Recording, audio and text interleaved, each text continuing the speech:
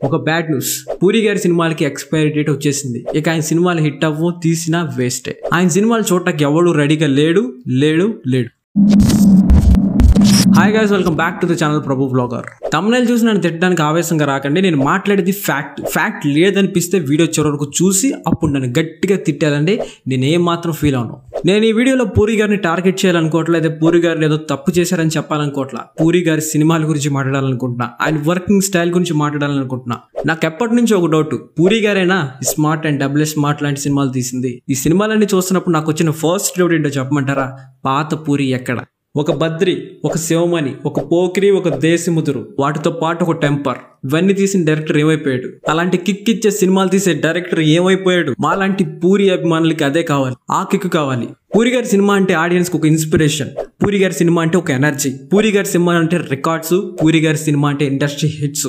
కానీ ఇప్పుడు పూరి గారి సినిమా అంటే ఒక ఇరిటేషన్. పూరి గారు యూట్యూబ్ లో చేసే పూరి మూసింగ్సే కనెక్టింగ్ గా ఉన్నాయి, కానీ పూరి గారు తీసే సినిమాలు కానీ సబ్జెక్ట్స్ కానీ అసలు కనెక్టింగ్ గానే లేవు.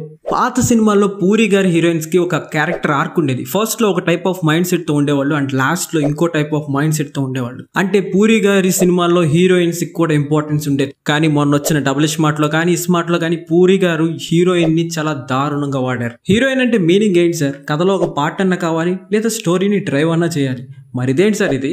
సరే, ఇది మామూలుగా మన తెలుగు సినిమానే కదా సార్, ఆ సినిమాలకు ఎందుకు సార్ ప్రజెంట్ చేస్తారు? లిటరల్లీ నేను చాలా బాధతో చెప్తున్నాను. పూరి గారి బ్యాడ్ అండ్ వరస్ట్ వర్క్స్ అంటే స్మార్ట్ అండ్ డబుల్ స్మార్టే. ఆయన ఏ ధైర్యంతో ఎలా హిట్ అవుద్దని తీసారో నాకైతే అర్థం కావట్లేదు. ఆ రేంజ్ పూరి గారు ఈ రేంజ్ కి పడిపోవడానికి రీజన్స్ ఏంటి? మళ్ళీ పూరి జగన్ గారు కంబ్యాక్ ఇవ్వగలరా? పాత పూరిని మళ్ళీ చూడగలమా?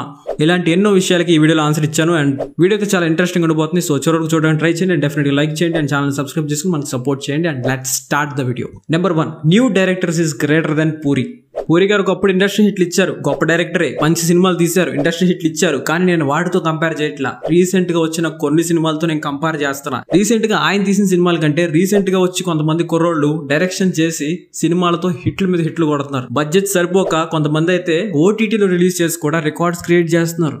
అంత దాకా ఎందుకు సార్? మన నాని అన్నే చూడండి, అందరూ debutante డైరెక్టర్సే. For example Yevade Subramanyam directed by Nag Ashwin, finally 100 crores project Dasara directed by Srikanth Odela. ఇప్పుడు చెప్పిన ప్రతి డైరెక్టర్ ఒక డెబ్యూటెంట్ డైరెక్టరే. నేను చెప్పిన ప్రతి సినిమా అలా మొదటి సినిమా. నాని అన్న వాళ్ళ టాలెంట్ ని గుర్తించి వాళ్ళకి అవకాశం ఇచ్చాడు, సో వాళ్ళు పూర్తిగా వాడుకున్నారు. వీళ్ళు కూడా హిట్స్ కొట్టారు, రికార్డ్స్ క్రియేట్ చేశారు. సార్, నేను వీళ్ళందరి పేర్లు చెప్పి మిమ్మల్ని అవమానించాలని నేను అనుకోవట్లేదు సార్. పూరి గారు, మాకు మీ సినిమాలంటే కూడా ఇష్టం సార్, మీ సినిమాలంటే పిచ్చి. నేను కంపేర్ చేసేది మిమ్మల్ని ఈ డైరెక్టర్స్ తో కూడా కాదు, నేను మిమ్మల్ని కంపేర్ చేసేది మీతోనే. నేను పూరి గారిని కంపేర్ చేసేది ఒకప్పుడు పూరి గారితో. ఇప్పుడు smart Shankar and double smart తీసిన పూరి మాకు అక్కర్లేదు. మాకు పోకిరి టైం ఆ పూరి కావాలి, ఒక శివమణి తీసిన పూరి మాకు కావాలి, ఒక బద్రి తీసిన పూరి మాకు కావాలి. ఇది మాత్రమే కాదు, ఇప్పుడు టాలీవుడ్ లో ప్రతిదీ మారిపోయింది. ఇప్పుడు పాటలో ఫైట్లు పెడితే వర్కౌట్ అవుదో, సాలిడ్ స్టోరీ ఉండాలి. నాకు తెలుసు పూరి గారు డైలాగ్ లో ఒక పవర్ ఉంటుంది.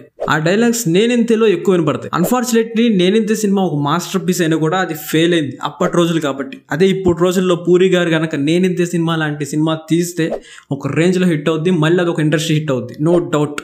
ఈ వీడియో చేయడానికి రీజన్ ఒకటే, పూరి గారిని ఏదో అనాలని కాదు, జరిగే విషయాన్ని ఫ్యాక్ట్ ని చెప్పాలనేది నా ఉద్దేశం. అండ్ పూరి గారు మారి ఒక మంచి కంబ్యాక్ ఇస్తే అందరికంటే బాగా హ్యాపీగా ఫీల్ అయ్యేది నేనే.